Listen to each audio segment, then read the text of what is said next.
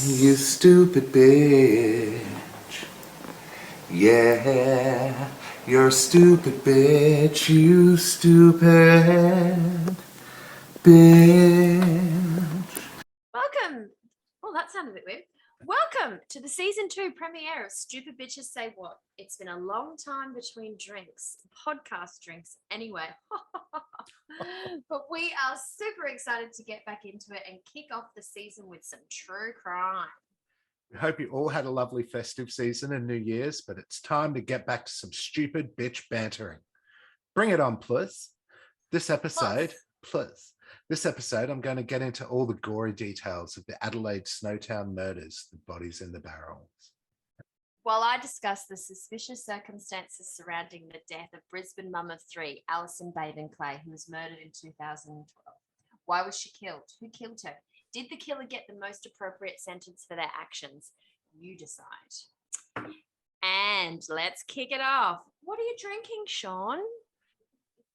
I'm drinking the tongue twister right there itself, isn't it? It's from McLaren Vale and it's a Grenache. It's a 2018 bottle. Oh, a cheeky little Grenache, or is it a Grenache? It's a Grenache. We're also going to start recording the wine that we review. Yes, that's on my list of things to do, to keep a log, an active log of what we drink each week. Just so we don't end up drinking the same shit every time. Yes, to avoid double ups, but to also answer the questions that we get about, what was that wine you were drinking?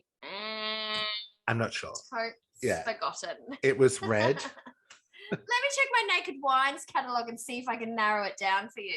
It was likely a Sangiovese or a Grenache. Or a Cab Sav. Or maybe just a cheeky Pinot. Or Pinot a fucking Gris. Magnus, you know. But I have to say, Stella, I have to say, this is actually a nice drop. So hot in here, my glasses are getting clogged up. I might have to take them off just for a parcel, guys, because I can't see without them. It's steaming. But yeah, it's a nice drop. It doesn't have the burn factor. I would give it, out of 5 stars, give it maybe about 4.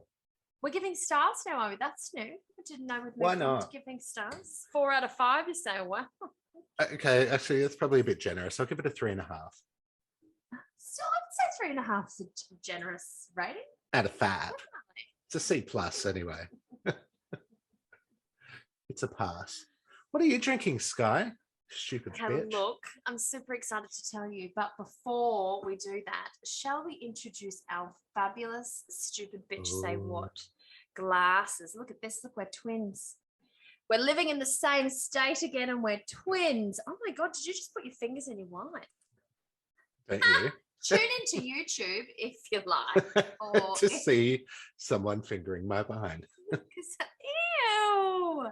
Made it like we're that. Drinking out of Stupid Bitches Say What glasses, courtesy of Belinda Bursart, who we adore, and what a wonderful Christmas present this was. It was our first piece of official merchandise.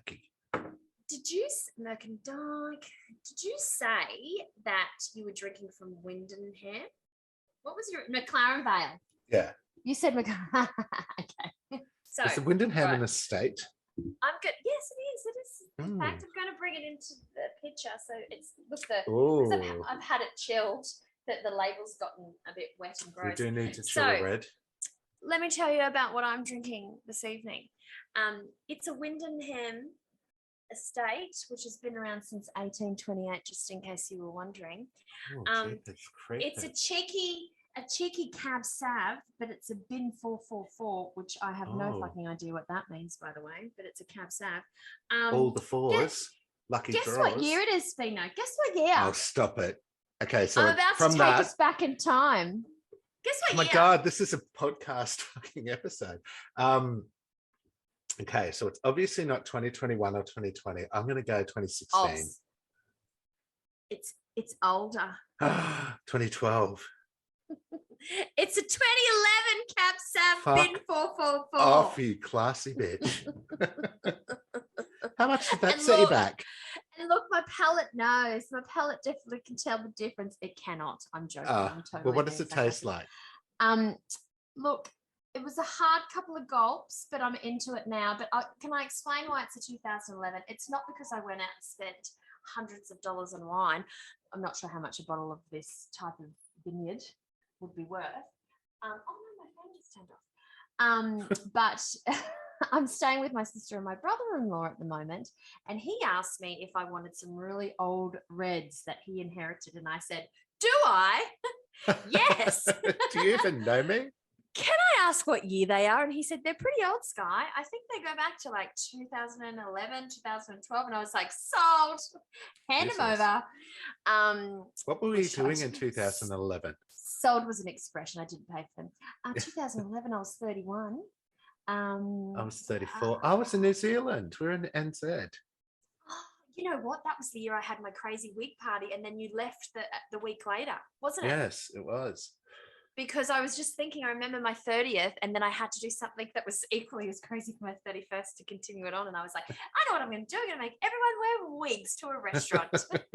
I was actually in Brisbane. I was in East Brisbane, and I wasn't with Vinny. Vinny was in Ireland. And I was probably at this time now in 2011. And I think I was... Definitely. I just probably came back. Well, I just Yeah. came back from being over there, and then I went over again in March and collected his sorry ass. Yes, that's right. Then you came back for a little passel. We did. In Brizzy, and 3 weeks or so. Yeah. To New Zealand, and I was devastated. I was like, well, that was don't leave me. Still a good year, though. It was a great year. Vinny and I reunited. We moved to New Zealand. You joined us in New Zealand with Linkilolo. I did, yes. It was a fabulous year. But look, I've won. Haven't I? We can safely say that I'm the winner of the aged wine competition that no one knew they were competing for. But you secretly did. I was like, when I saw the bottle, I was like, I win. Congratulations. Oldest looking person, wine out of this podcast. Fuck you. So anyway. It has been a red hot fucking minute, hasn't it? In between drinks, as you said. New Year's, we were together. Skye's moved up to Queensland. I have. What a debacle. She's crossed the border. She's vaxxed. Yes, she brought I'm vaxxed. some shit over to my house on New Year's, aka snorkels. It got loose, so loose that there's lots of blank spots. All I recall is the snorkel coming out frequently. I remember my soon-to-be husband being the snorkel champion of the evening. He was the fucking snorkel king. He did doubles like nobody's business. Yeah. And also, your husband, he had a good go, didn't he? He did. He had a double snorkel that he didn't remember doing until I showed him the footage, but that explains why he also passed out at 10:30 on New Year's Eve, and we got him up about 5 minutes before the fireworks. And then we woke him up for the countdown. And there's a photo of me and him as the fireworks are going in. You should see his head. He looks like an alien. It's hilarious. You should see the photos on my phone. There is no way I would share them because my face looks all smushed up, like super weird. The photo that I took early in the afternoon when you came out to Sarah's was beautiful. There was no photos like that of the evening on my phone. They were all smushed head photos. They progressively got worse, didn't they? Very drunk people photos, yes. But that's what New Year's is about. But it's great having you back in the state. Oh, it's great to be back. The heat's killing me though. Tell me about people out there, I don't know how you live in these conditions. I need to just have an air conditioning bubble around me that I just walk around in. My partner Tyler is just constantly melting. I'm amazed that he's not severely dehydrated like 24/7. That's how much he sweats. Melting. He does. He literally looks like he's melting all the time. And he wakes up first thing in the morning and jumps in the pool. Sometimes at 5 a.m. And he's just like, it's fucking hot, Skye. That's so good. Like, I'd wake up at that time. If I had a pool there, I'd be like, oh, I can't be asked getting up and getting into it and just lay there and make sweat. No, he just like, and it's right outside our back door too. He just like wanders out and straight in. I wake up to the sound of him splashing. There. What you doing, baby? Just having a swim. Having a bath. You want a coffee? Yeah, baby. That'd be nice. But it's been a long break and we're happy to get back into it. So excited to get back into it. We love recording. We do. We've missed it. So just a couple of quick announcements that I'm excited about. Australian Survivor starts in a week or in 10 days or something. And also RuPaul's Drag Race has started, season 14, the American one. We're up to episode 3 comes out tomorrow. I may or may not cover this in my pop culture episode next week. Well, I expected that you would. Also, we should have an honourable mention that we are going to Eurovision together to see Australia Decides later on, late February, End of about February. 22nd, I think it is. Yeah, I think it's the last weekend in February. Cannot fucking Travelling wait. to the GC, we are. The COVID hotspot of Australia, please. Of Queensland, anyway. Yes, and I can't wait. It's our first Australia Decides live viewing, like at the venue. Watch it on TV, of course. And yes, speaking of which, you know that's going to be my pop culture topic in May when Eurovision happens. Oh, of course. We'll be having a Eurovision. We should probably just dedicate that whole episode to just Eurovision, and we both talk about it. I have to take them off. Yeah, I think, or at least have a special. Yeah, just have a special episode dedicated. Maybe we'll just skip a week of normal content, and just do have a Eurovision. Sounds think of the hashtags. Think of the fucking content. And also, all of our first season videos are now live on YouTube. Watch the fuck out of them. Because when you hear us and you find us hilarious, wait till you see the shenanigans that go on, especially in the What's the Haps November episode where I knock all the chairs over as I'm trying to reach for my bottle. That is a good one. That is a good one. Yeah. And fall on the ground. The cats make an appearance. They do. Hashtag no judgment. So, should we get into this? Yes, plus. Who's going first? I don't mind. You decide. You know what? I think that mine is going to be a lot quicker. So how about I go first? Sounds good. Because I know you've done a lot of research. And let's. I do have 4 pages of content. So I'm not going to lie. Focus on yours. All right. Let me just bring up my notes. Now I'm excited to hear this. I know the case, and I remember there was a lot of media about it. I know some of the stuff, but I don't know the details, so I'm excited to hear. Well, look, this is one of the ones that I know when we've talked about our true crime stuff before, there's always a case of, the husband did it or the mother did it or an obvious family member was responsible. Yeah.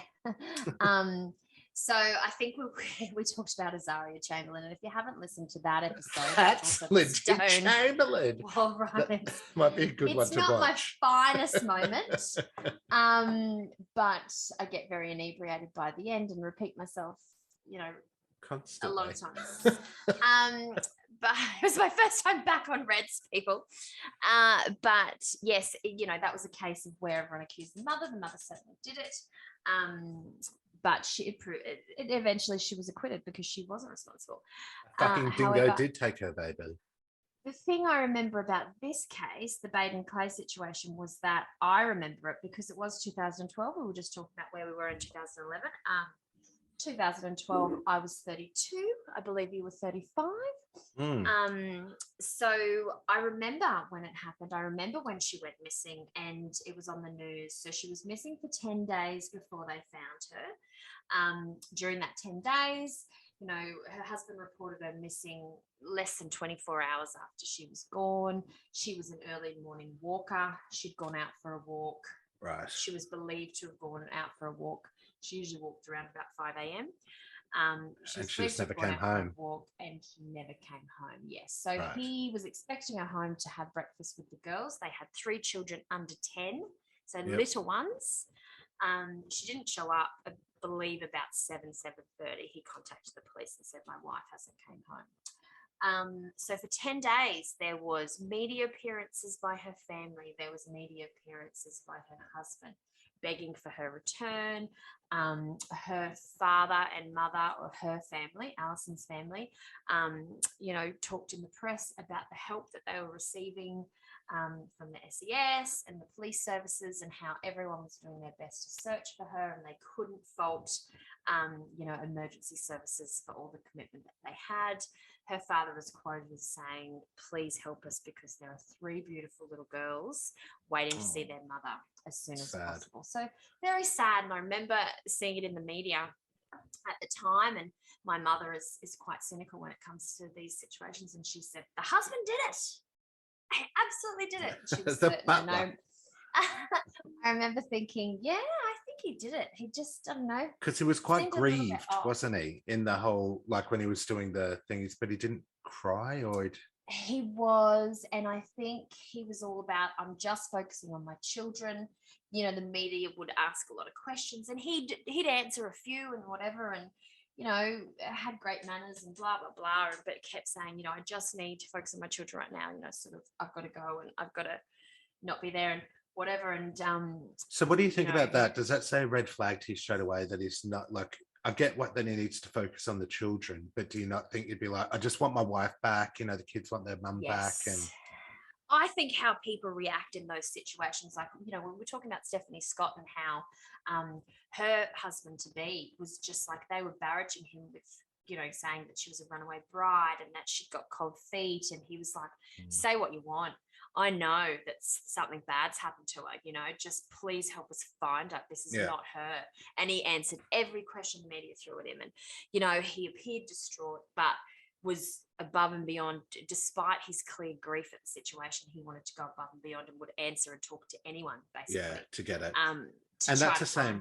And it's the same thing with the Lindy Chamberlain and John Benet Ramsey's mother, who didn't react how the public wanted him or expected a mother to react, and they get slated for it, and then became actual huge suspects in it. So look, yeah, you're right. I guess it's hard to say, how people will react. And if you, don't have great social skills, or you're an incredible introvert, being in front of a camera and having all those media people, you certainly aren't going to act great, are you? And also adding grief on that. So it's hard to say if the way people act, whether or not that's a sign of guilt. But or the way they should be acting, Exactly.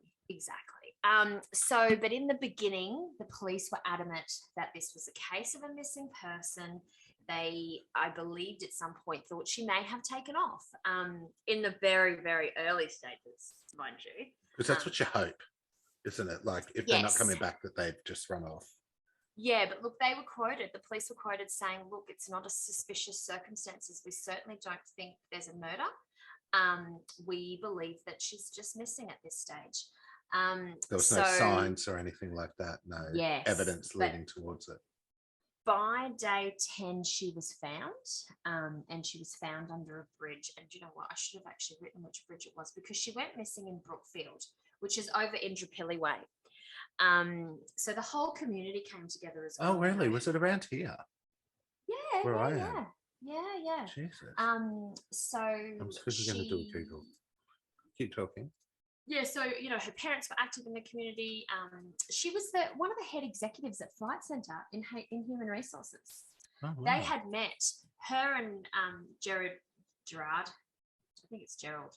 No, it's Gerard, actually, sorry. Gerard Baden-Clay had met working at Flight Centre, and she'd obviously gone on to work her way up.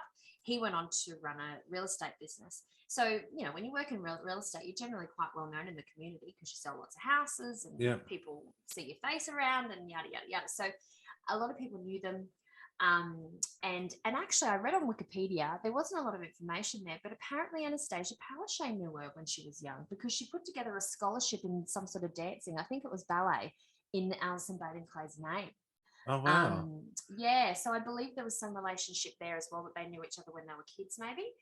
So it was the Colo Creek Bridge at Anstead, which is sort of, just past Mount Omni-ish.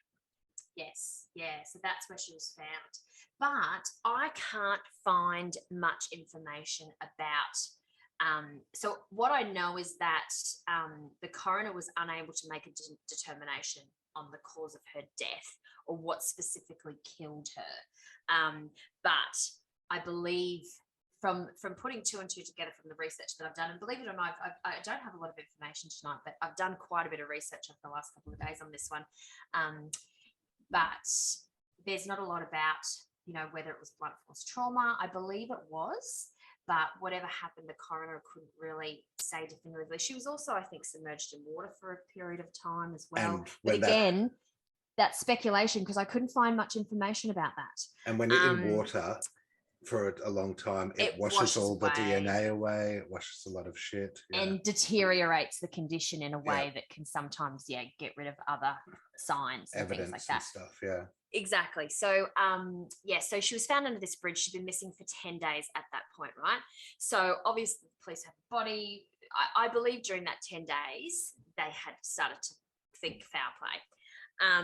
But then they found out, they knew something had happened. She didn't end up under that bridge on her own, right? Someone put her there, or someone put her somewhere that she eventually got there.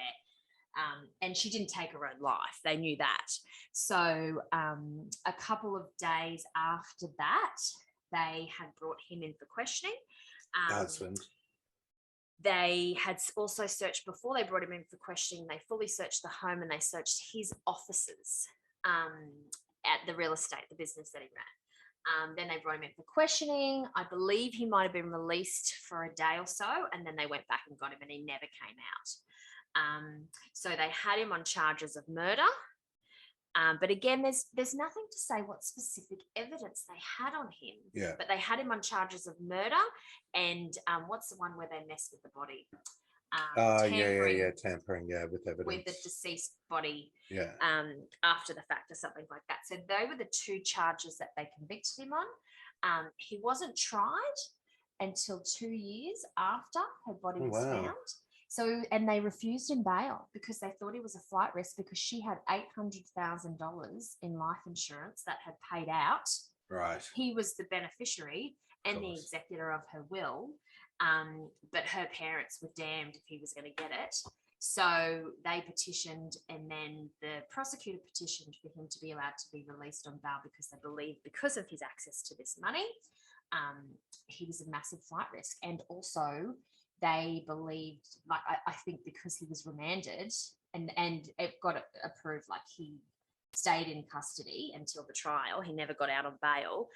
He couldn't access, because you're in jail, you're incarcerated, you can't access the money, and he couldn't be the executor. So the parents stepped in for a bit, but then ultimately they put all the money in trust with the courts until after a decision was made, a verdict was... So then the trial went on. It went before a jury. In the end, he was accused and sentenced to murder. He received a life sentence with parole after 15 years. Oh, wow. So I can't believe this. And I've searched and searched and searched. So if anyone's listening to this podcast and they know anything about this, I'd love to know if there's a reason or something at the time, if you remember in the media. But I've read a number of different news reports from back then and recent. But I can't understand why, if they convicted him of murder, and not manslaughter, mind you, murder, that the jury believed that he murdered his wife in cold blood. She was a mother. And it must have been, was it premeditated? Well, like, is it first degree? It doesn't say. It doesn't say. It just said he was convicted of murder, parole after 15 years. So then his attorneys appealed it. And 2 years later, they appealed it, and they appealed, and their appeal won. And they got the sentence reduced to manslaughter. And he appealed on the basis that, his lawyers said, he pleaded not guilty the whole way through the trial, right? So, which meant his whole family claimed his innocence the whole way. But when he appealed, and his lawyers appealed on his behalf, they said that he may have injured her in an argument accidentally, right, and that may have been the cause of her death. And yes, he may have, moved her body, but he panicked and didn't know what to do. But I'm sorry, and this is where I don't really understand how it ended up this way. You've got 3 small little girls. Her family are publicly going out begging for her return, completely distraught. The children would have been beside themselves without their mother there. The media's all over them. And he bullshitted the whole way, pretended to be the grieving husband. And then he said he was not guilty the whole time, that he hadn't killed her.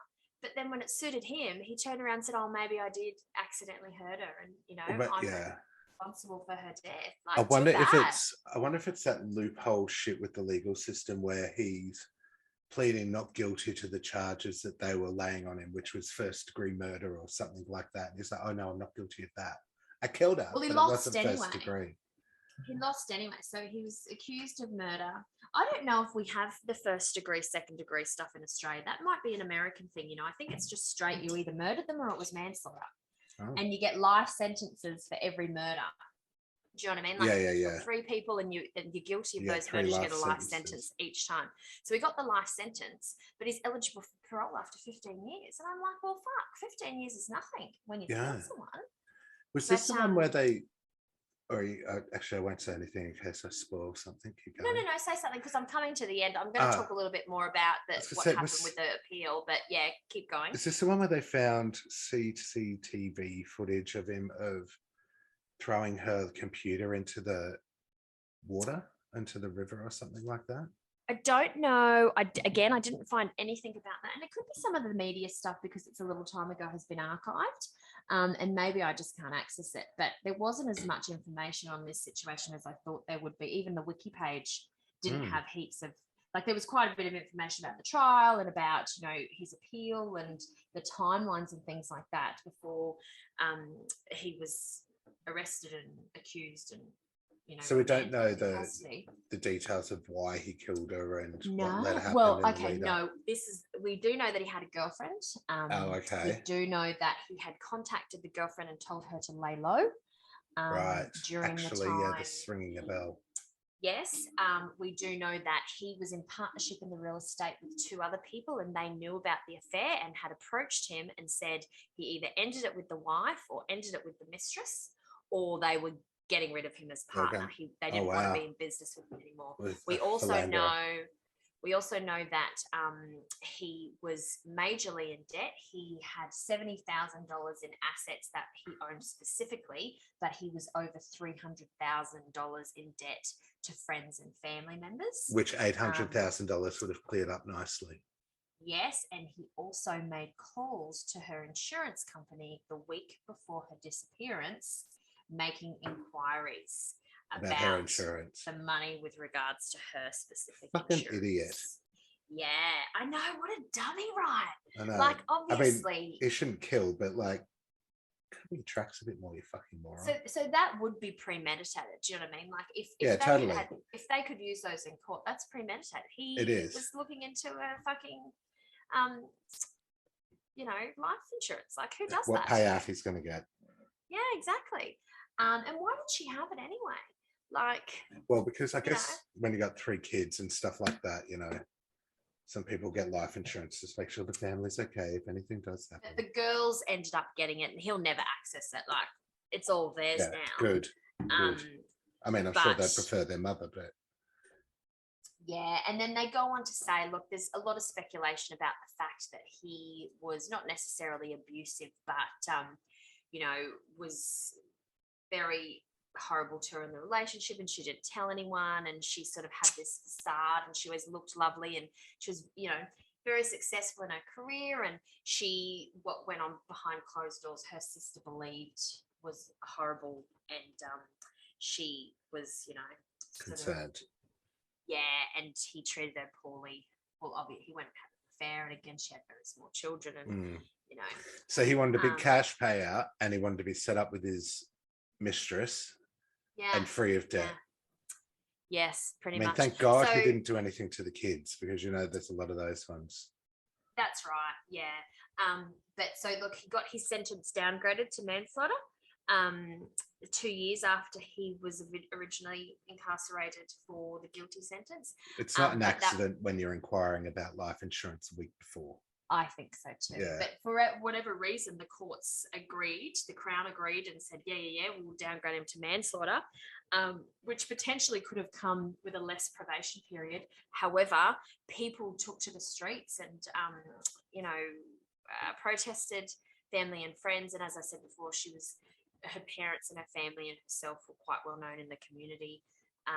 So they had a big following of people, and a lot of lawyers got involved, and professional people were like, no, this isn't right. And in the end, the Queensland Director of Prosecutions turned around and said, yeah, no deal, and then back-turned it or overturned it again, whatever the right terminology is there. It was initially downgraded to manslaughter, but then that downgrade was, voided. So Thrown out the window. Still technically considered guilty of her murder, but and sentenced for life sentence, but could only serve 15 years. So he's due to come out in 2027. Jesus Christ! So he's got 5 years left of his sentence before he comes out. So I hope he's had his just desserts while he's been in jail. Look, who knows? But yeah, I think it's just one of those things. Like he killed her, obviously, and he left those children motherless and lied about it, and whether or not it was an accident, I don't think it was. Come on, if you accidentally killed a person that you care about, that father, that is mother, you call an ambulance and hope they fucking revive the fuck out of them. Fucking oath. Yeah, and totally. You go, oh my God, this is what happened. I pushed her, she pushed me first, I pushed it back. That's manslaughter.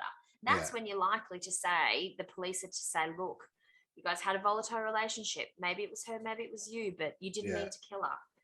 Disposing of her body and then lying to everyone, especially her family and her small children. And getting insurance details pre-murder. About her being missing. Yeah. That's just fucked. Yeah. He should be in prison for life, I think. Yeah, he shouldn't be out. But just a little bit of trivia about him, because this kept coming up on Wikipedia. He changed his name. So his family changed his name. He was born in England, and they changed their name, I don't know, probably early 80s, I think it was, to Baden-Clay. Their name was always Clay, because his great-grandfather is this dude who founded the Scouts.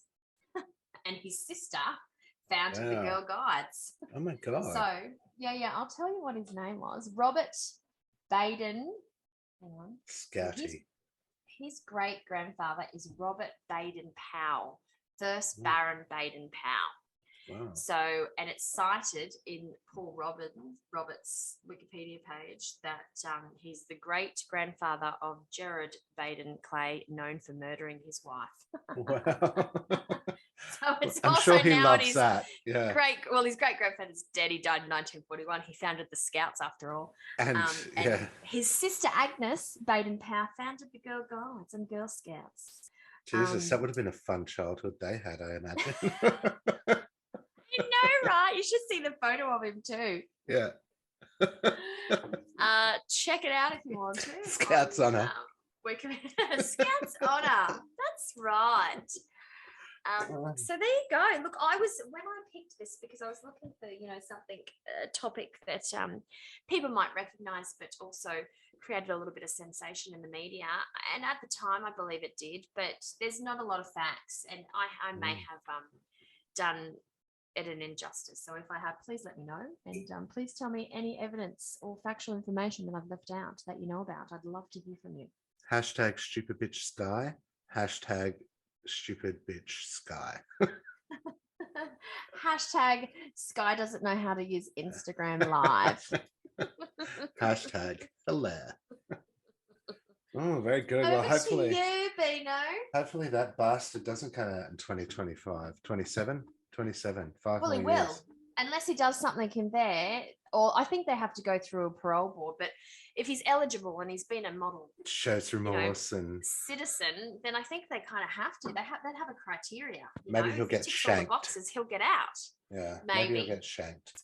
Although with all the fucking shit that's happened with people who are fucking abusing women and raping women and then getting let out to then go on and murder women, hopefully that might come into play and they might have a bit more sense about who they let out into the world these days. Potentially, you could be right. And, maybe he has deteriorated after 15 years, and has a very loose anus. So, so you know, his values may be much worse than the time Yeah, exactly. they were when he murdered his wife. So perhaps he might be kept in there, but who knows? But talking about shanking in prison, you know, the topic I was going to choose for tonight was Chopper. Oh, really? I just watched the movie the other week and I'd never seen it. Of course, I know who Chopper is. Yeah. I love Eric Bana. I know about him, and you know, I know all the jokes and things like that. But I'd never seen the film, and Link hadn't seen the film, and my brother-in-law, when he found out, was like, "Oh my god, you've never seen Chopper!" So we all had to watch it the other night, and what a fucking movie! So I think I'll do that for our next true crime. What about when let us know. What about when the guy stabs him in the guts? He's like, "Come on, mate, what's going on? Give us a hug." No, it's I should stop. No, look, I'm not gonna search up all the sayings, because that will be part of the presentation that I do for the true crime, because all the things he's had a mischief, he says. All right, anyways. You ready to settle in for some Snowtown Murders? Bodies in the barrel?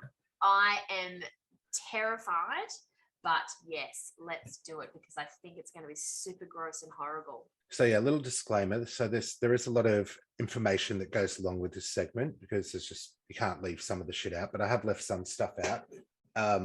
There is a movie that is called Snowtown, Australian produced, and Finny and I watched it. I heard it's horrifying. It's a horrifying movie. Horrifying. And it was back in 2012 we watched it. Now it's not Who's in it? Anyone famous? So the guy that plays John Bunting is Daniel Henshaw. He's been in a couple of other things. I checked on his IMDb, and there was one that was recent. I can't remember what it is, but he is fantastic at playing John Bunting, because John Bunting is this, obviously a sociopath, but he's a narcissist. He's fucking and he's so influential with the people that he surrounds himself with, which are usually people from low socioeconomic backgrounds and stuff like that. So he's able to easily manipulate them into doing shit for him, and you know, fuck with their heads. But but it's the movie is not horrifying in the sense of gore. There is, of course, the murder scenes, which some of them are a bit hard to watch, but it's just the fucking intensity. I don't think I could watch it. And from the very little I know, because I don't know much. Yeah. But as I said, when I was doing some other research, I'd come across a little bit, and I was like, oh, that does not sound. Yeah. Oh, that sounds awful. Vinny and I watched it. I think it was back in 2012. We'd just come back from fucking Auckland, and we were smoking cigarettes back then, not the reliable vape. The dabs. The dirty dabs. And we stopped it probably about 3 times, because it was just getting that intense and just that hectic. Shit. We'd go out and have a cigarette, and we're like, we have to finish it. Okay, let's go back and watch the next part of it. It's not Human Centipede. Me sometimes when I'm listening to our podcast, when we get really drunk, I'm like, I have to listen to it. I have to get through it. I gotta pause. And listen to myself being super maggot. But have to finish. Yeah, and we did finish it. But yeah, it's not Human Centipede gross, like that type of this is revolting. It's just also a film I haven't seen. No, neither have I. The preview was enough for me there.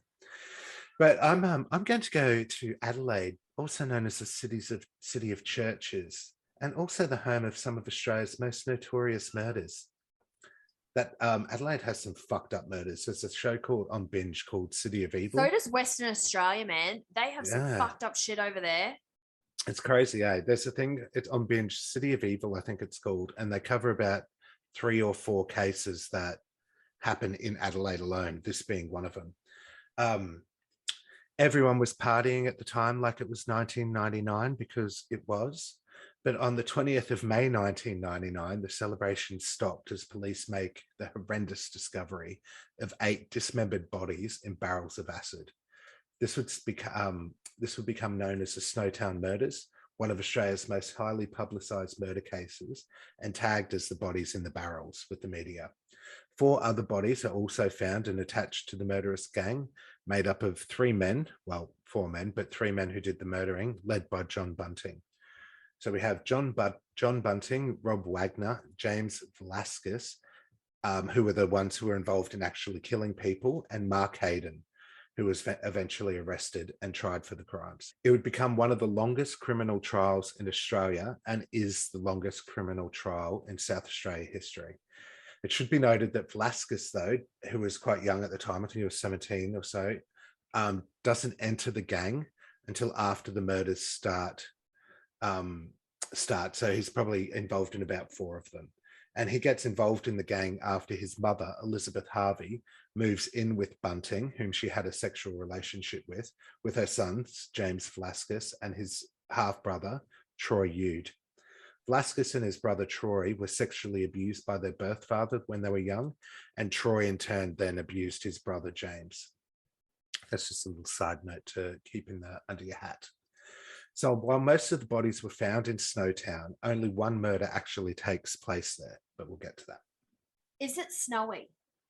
No, it's Adelaide. Well, Snowtown's about 150 k's outside of Adelaide, near sort of towards Port Augusta. So no, I'd say it's hot. I remember the first time I heard of it, and I was like, "Oh, it must be a movie about some sort of snow town." It's a Christmas miracle, but it's not. It's definitely because I remember going, "Oh, what's this movie, Snowtown?" Oh, and I looked and I was like, "Oh, I don't want to watch this. It's not about a snowy town." It's intense. It's intense. So the motivations of the murders aren't really clear, though at first they would target homosexual men and pedophiles, which Bunting, suspected pedophiles.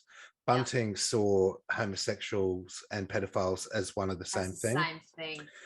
And he'd also target what he would consider weak people, whether they be disabled physically or mentally, into drugs, or even just meek and mild people. And in most cases, they were able to get information from the victims to be able to then start claiming their benefits after they were dead. And they ended up raking up about $95,000 in welfare and credit card fraud. So that sounds like motivation enough to me. Bunting was obsessed with pedophiles. He was one of those people who was super. So he's the ringleader, right? He's the ringleader. Yes. Yeah. The instigator about it all, and a horrible, horrible man.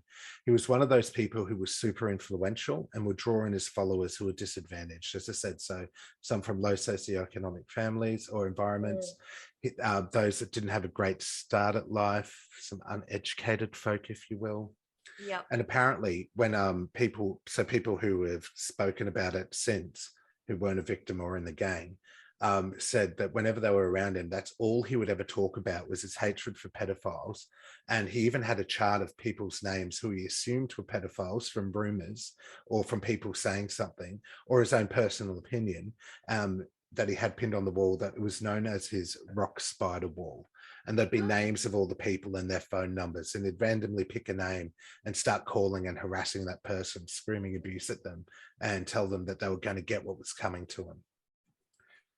So the bodies were found in so he's a horrible man. The bodies were found in 1999, but in 1992 was when they claimed their first victim, Clinton Trezzi. He's a 22-year-old guy who moved to Adelaide and was getting his life sorted, trying to get on track.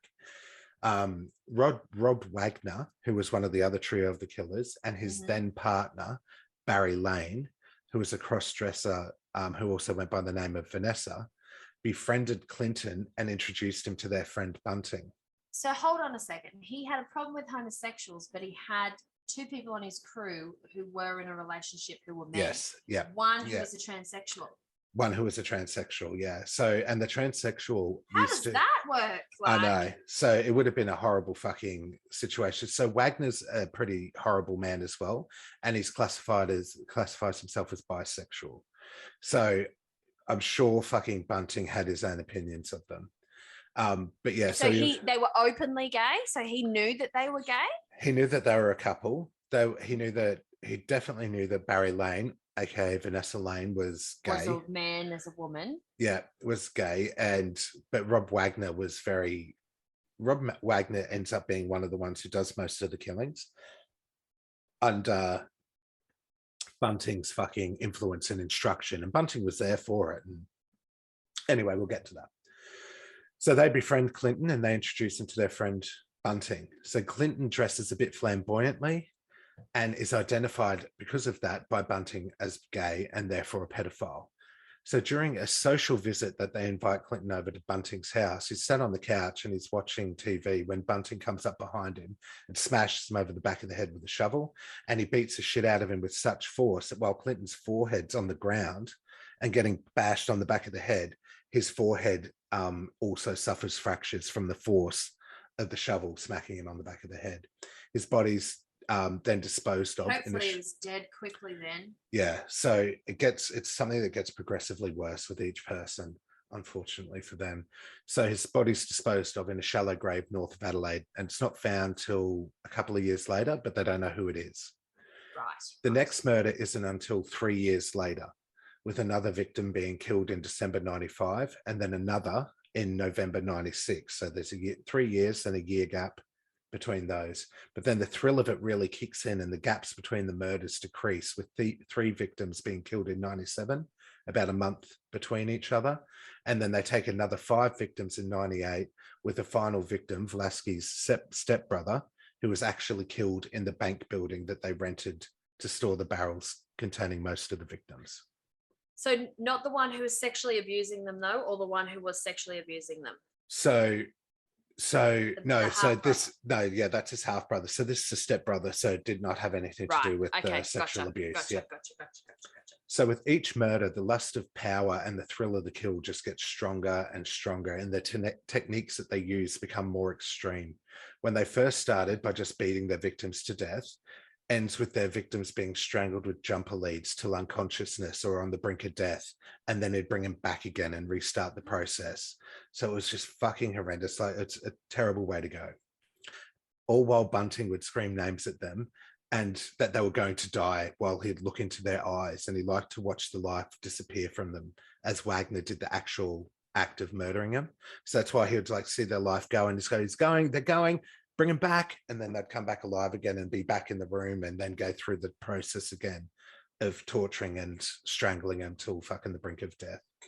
Some victims would undergo the excruciating pain of having their toes and toenails crushed with a set of pliers while they were alive, and they were testing to see which one caused more pain so they could use it for future victims.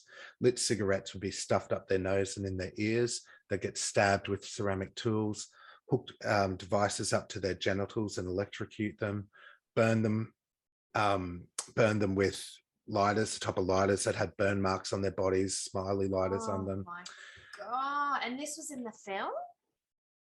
Yeah, so you see it, like, it's not as graphic as it sounds, I guess, but you know it's happening.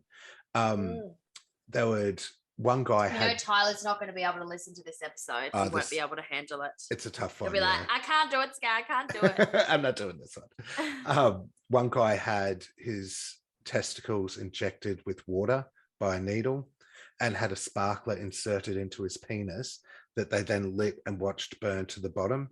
And they enjoyed the reaction it caused so much that they did it again to him. Before each torture session would start, and after the victims. So what they would do, so when they would kill, it didn't do it to every victim, but a lot of the victims, when they'd kill them, they'd force them to record a voice message and they'd tape record it. And then they'd play the message on the phone to people and leave it on people's messaging answer machines. And it'd be the person saying basically, I've had enough, I'm moving, I don't want anything to do with you, don't look for me. And that also, while they were torturing him, so they would torture him and get them to say that. And while they were torturing him, they'd get their bank details and the social security number and stuff like that, in the hopes that the person thought if they gave it to him, they'd actually live. So what he would do before each torture session, and after he'd got the victims to record the message to say they were leaving town, Bunting would push play on a CD player, and always the same CD would play, Throwing Copper by Live. And that was the cue for the people to commence torture, or playing, as Bunting would call it. It's really horrible shit, just a fucked up way to go. The other victims, so then the other victims were Ray Davies, a 26-year-old disability pension, who lived in a caravan in the backyard of Susan Allen's house, who was Bunting's ex-girlfriend and one of his future victims. She falsely accused Davies of having sexually abused her grandchildren, which he didn't. She tells Bunting and Elizabeth Harvey, who's Velasquez's mother, strangle and torture him. So Velasquez's mother's involved now. His body's dismembered and buried in their backyard. Susan Allen, the one who called out this guy for being a pedophile, was infatuated with Bunting and used to write him love letters professing her love for him and shit like that. And so her death is a bit of a grey area. So Bunting alleges that they didn't actually kill her. They found her dead in a home from a supposed heart attack and decided to dismember her body and bury her in plastic bags in the backyard. And they don't report the death. Bullshit. I know, but they don't report the death as they got her bank details and social security number, and they use it to just claim their money. She's reported missing, but it's made to seem that she's just got up and left. Right. The next victim, Michael Gardner, who also went by the name Michelle Gardner, was a flamboyant 19-year-old. He was chosen because they found it offensive. They're usually so young, aren't they? It's horrible. There's a lot of young ones in this too. He was chosen because they found it offensive that he made no effort to hide his sexual orientation. Bearing in mind that Wagner is a bisexual himself and had a previous relationship with Barry Lane, who was a crossdresser. Michael and George. Was Barry Lane involved in the killings as well? So Barry Lane has some involvement. He used to pass on the names of the pedophiles or supposed pedophiles to Bunting. And I think he was involved with helping dispose of bodies, but didn't do the killings himself. So Michelle endured horrendous torture before his death. He had burn marks all over his body, including his genitals, and was forced to remain standing until he died from strangulation. His body is stuffed into a barrel and stored in the shed in the backyard, and he's the first body to be stored into a barrel. All other victims would meet the same fate, besides one guy, Thomas Trevelyan, who we'll get to. The next victim is Wagner's former partner, 42-year-old Barry, also known as Vanessa Lane. So now Barry's copping it. He was the main source of information about suspected pedophiles and was involved in the killing of the first victim. And Bunting wasn't sure he'd keep his mouth shut, and also thought of him as a pedophile due to his relationships with younger men. He was tortured and murdered as a suspected pedophile. They forced Barry/Vanessa to call his mother while they were torturing him and abuse her so that she wouldn't be interested in hearing from him anymore and wouldn't create suspicion when no one heard from him. They also used his social security to continue claiming his benefits. They then go on to kill Lane's current partner. So Lane was then dating this guy named Thomas Trevelyan, who was 18, I think, a month later. Trevelyan assisted in the murder of his partner, Lane, brainwashed by Bunting, and he also suffered from mental disability. So he was a paranoid schizophrenic and was uber obsessed with the military. They were afraid that he would speak about the murder of Lane, so they decided to take him out to the bush and hang him, staging a suicide, which it was ruled as a suicide for the first couple of years. The next victim is Gavin Porter, who lived with... So did they confess some of this so that they knew that it wasn't one of them obviously came clean about some of it? One of them comes clean. They know the detail of the torture and... Yeah. And so I'll finish. There's some information about that I'll get to as well at the end. So Gavin Porter lived with Velasquez, which is the young boy who gets involved in it, James, who was... And the mother got involved too. The mother was involved, yep. So he lived with him, and both of them used to get high on heroin together and were on the methadone program. James and Gavin. The Porter. Yeah, and Bunting hated junkies and drugs and all that shit. So he was passed out in the back of the car one day after a bender the night before, and Nathan wasn't there. James, sorry, wasn't there at the time. So Bunting apparently had sat on a couch in the house. Who you make friends with people, seriously? Oh, especially in Adelaide. Bunting apparently sat on a couch and was pricked by one of the needles that they'd left there, which he blamed Porter for. So when that happens, he's gotten up with Wagner. They've gone to the back of the car, put a noose around this guy's neck, dragged him into the house, strangled him, tortured him, killed him, and put him in a barrel. The next victim was Velasquez's half-brother. Velasquez became involved with the killing when Bunting convinces him that his half-brother, Troy Yude, deserved to die for sexually abusing him when they were younger. So while Troy was sleeping, the three men go in, start beating him with planks and jack handles, and they drag him into the bathroom where he is tortured and eventually murdered, and he's tortured pretty horrifically as well. So that's when Velasquez gets involved. The next victim... The guy that sexually abused him.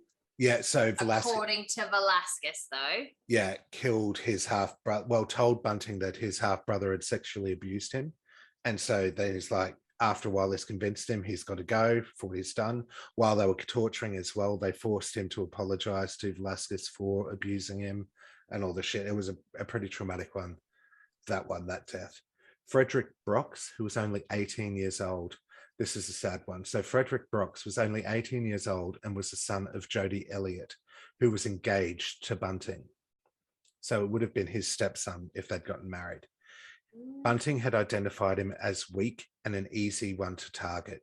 And so he met his fate at the hands of Bunting and Wagner, just because he came across as meek and mild. Brooks is forced to tape record a voice message saying he was leaving and not to look for him, to help cover up for the disappearance as well. The next victim is Gary O'Dwyer, a 29-year-old invalid pensioner who'd suffered a brain injury in a car crash. He was targeted due to his disability and Bunting needing to kill again. And the money, exactly. And he was another easy target. The trio visit O'Dwyer's home for a few drinks. Bunting stands up, which was a signal for them to grab him, handcuff him. They beat, whip, and shock him before murdering him. They also make him record a tape so they can collect his social security benefits. Elizabeth Hayden, who was the sister of Jody Elliott, so Bunting's fiance, she was killed by Bunting because Bunting couldn't stand her. He was friends with Elizabeth's husband, Mark Hayden. I know. So he killed his fucking fiance's sister. Did these people realize that he was a complete fucking psycho and go, I know, dude, I'm out. I don't want to be around this fucking psycho. Well, they would have all been led by fear and they wouldn't have known what to do and all that shit. It's just that. And a bit like, who's the other one who was really charismatic who killed? Is it not Charles Manson? What's the other one? The one that Zac Efron played, Ted Bundy. That's who I'm thinking of.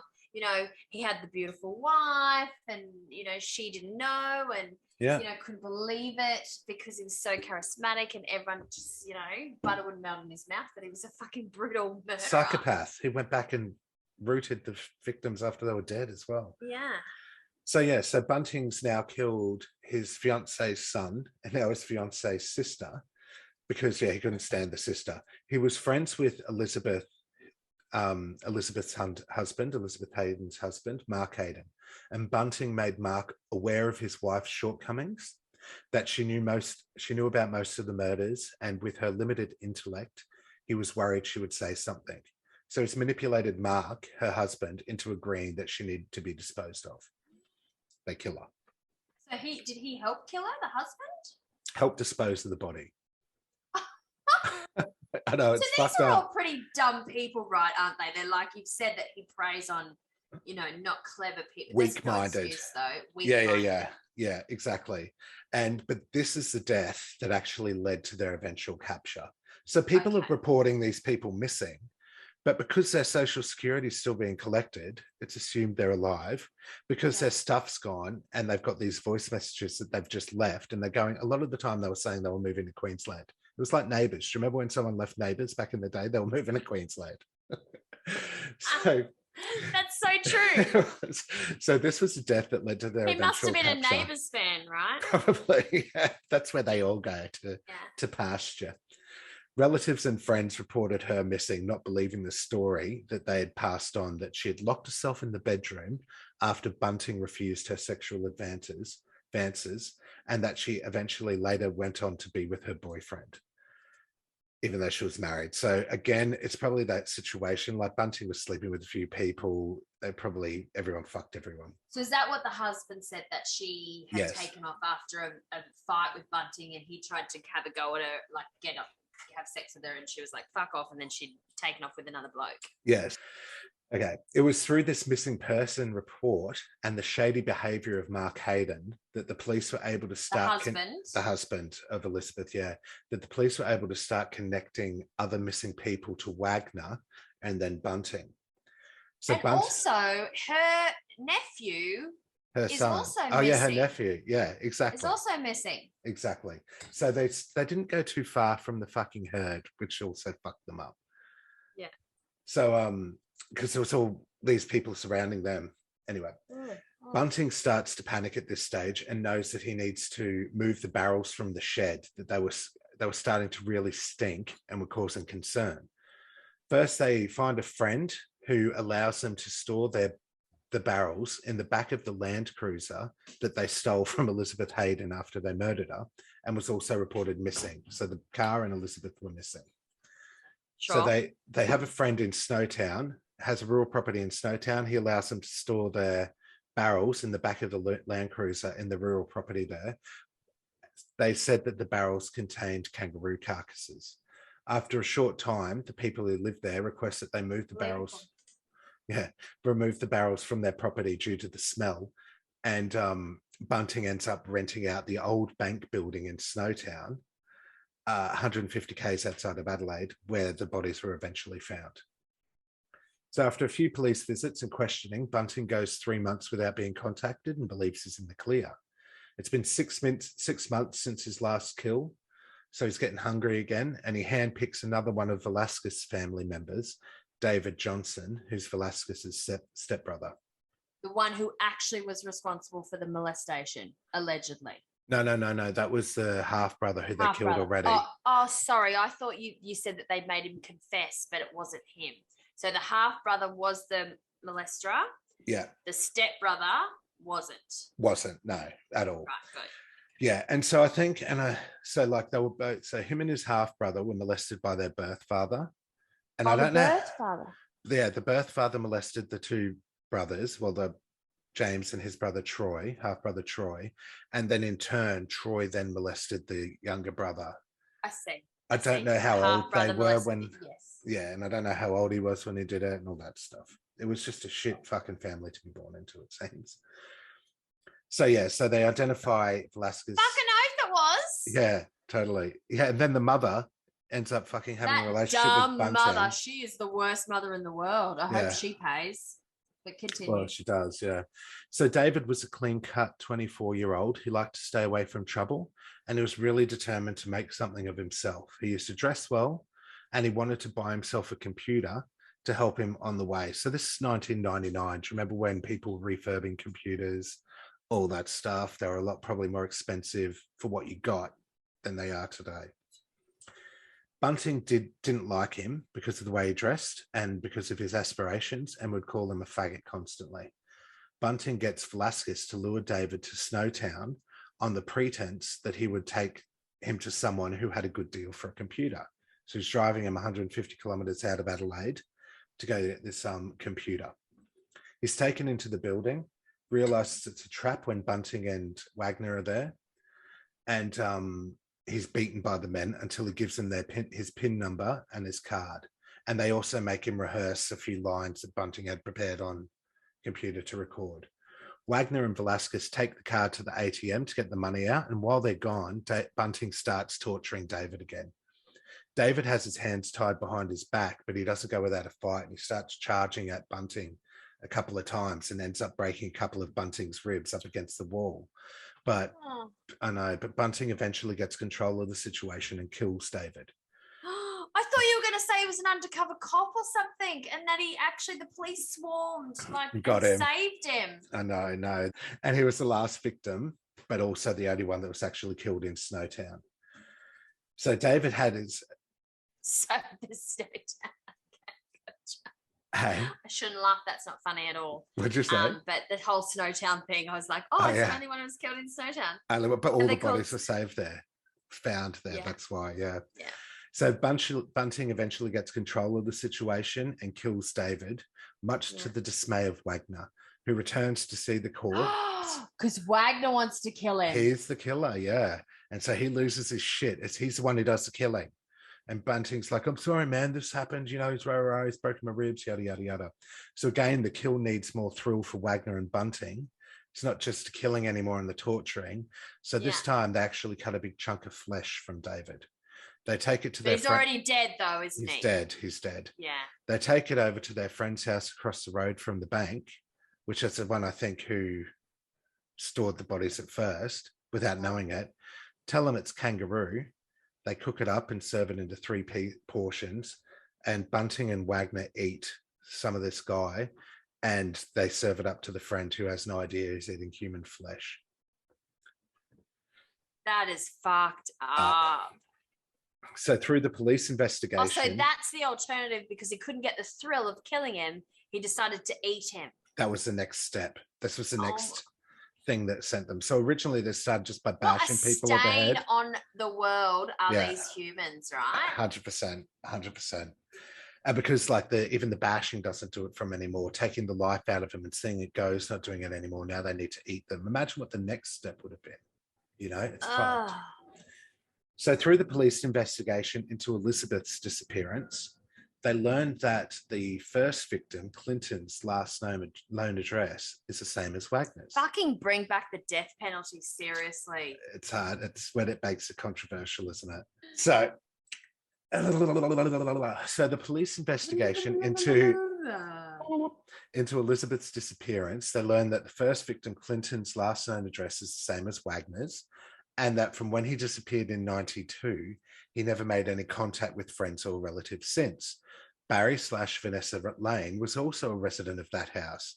And other missing people's cases. These guys are the dumbest fucks idiots. Ever as well, right? And think they they got away with it for fucking years too. But to think that 92 he was the to 97. mastermind, the people that he targeted must have had the lowest IQs ever. Yes, I think so. Very unfortunate in the brain capacity. They so Barry Lane's also there. Other missing people's cases from the ones that we've read through are now being attached to Bunting and Wagner. They're like, hang on a second, this is still a bit too connecty. And so the police up the surveillance on the duo. They see the men visit a residence in Snowtown, the one where they had the kangaroo meet. And they also notice when they're at that residence, they see Elizabeth Hayden's Land Cruiser that had disappeared when she did. And they're like, hello. So once they... that was a Land Cruiser with the kangaroo bodies in it. Yes. Was that Land Cruiser? Yes. Oh. Yeah. So they see the empty Land Cruiser there and they're like, hello. So once they leave the residency, the police go and speak to the owner, who says he knows that they rented the old bank building in Snowtown across the road from where he is. So he's probably the guy who ate Summer David. And he also mentions how the Land Cruiser was filled with barrels. But he wasn't involved. He was completely innocent. All he did was let them put shit on the property. Yeah, which he thought were kangaroo parts. Yeah. So he said that the Land Cruiser... Question. Why would you keep kangaroo bodies, though? What would be the justification for keeping kangaroo carcasses? I know. I don't know that either. Suspicious. But again, he probably wasn't very intelligent because he associated with people who weren't very sort of, okay. Yeah, I suppose. Or, the guy probably knew that something shady's going on. He's just like, I don't want any part of this. I'm not going to question it. Give me the money for storing your fucking thing on my property and I don't ask any questions. Yeah, exactly. So, but he said how they moved those barrels to the bank building. And from that, on the 20th of May, 1999, the police entered the building and discovered the scene.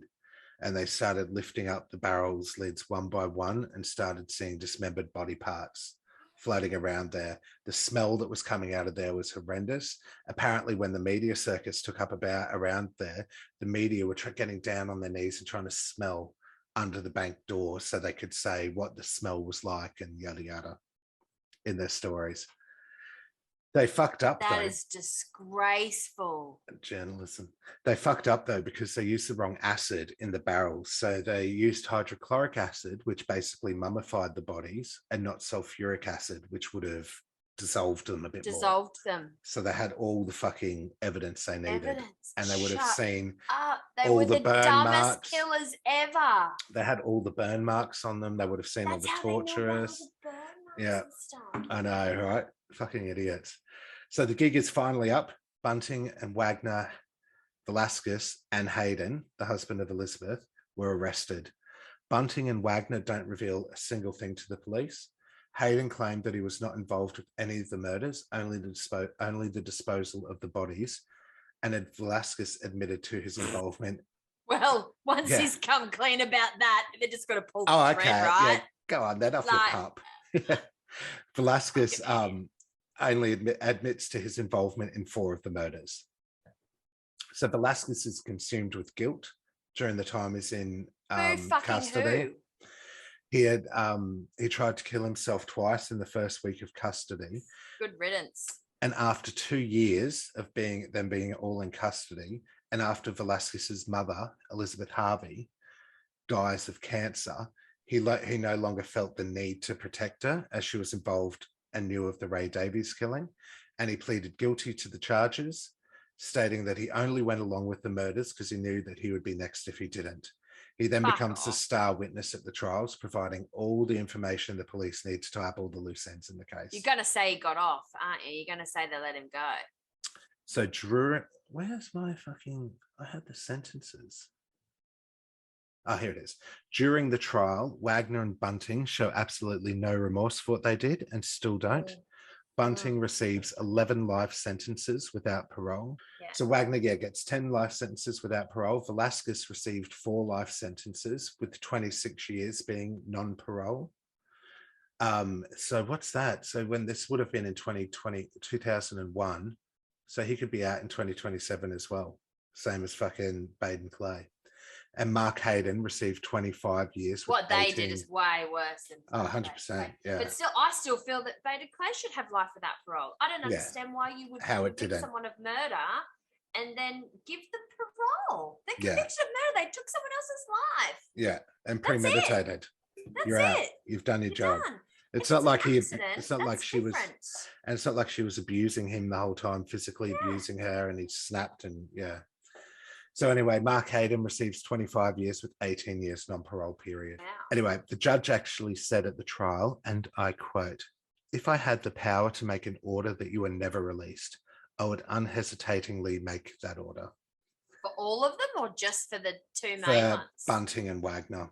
Yeah. And they're never going to be released, so they've got no parole, so there's no option. They can never be released. Yeah. The life sentences can currently mean that they'll never be released. They can always appeal for parole. That's the scary thing. And apparently Wagner did appeal for parole and said to the people that if they could just set a date for a parole hearing, that would assist his mental health with being in jail. I know. And the other thing was too, Bunting and Wagner are like, but we were killing pedophiles. I don't understand why it's so bad. I know. So they are serving their time at Yatla. Guilty, but also it's not the God, it makes us so angry. I know. I'm reeling from that. That was just really awful. It's horrible. The whole torture thing was just, it's the worst way to go.